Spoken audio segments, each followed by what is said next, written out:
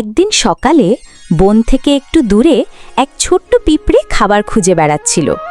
তার খুব কষ্ট হচ্ছিল, কারণ অনেক দূর থেকে ভারী দানাগুলো টেনে নিয়ে আসছিল সে।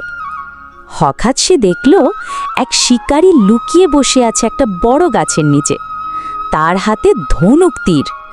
পিঁপড়েটা ভয় পেয়ে গেল।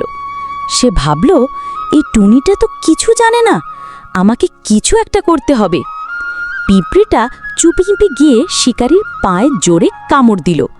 শিকারী আউ বলে লাফিয়ে উঠল, আর তীর ছুটে গেল অন্যদিকে।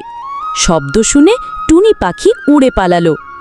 টুনি পাখি দূর থেকে পিঁপড়েকে দেখল আর বলল, তুমি আমার জীবন বাঁচালে, তোমার মতো বন্ধুই আসল বন্ধু। এরপর থেকে টুনি পাখি প্রতিদিন পিঁপড়েকে খাওয়াতে শুরু করলো, আর দুজনের মধ্যে গড়ে উঠল এক অদ্ভুত কিন্তু মজার বন্ধুত্ব।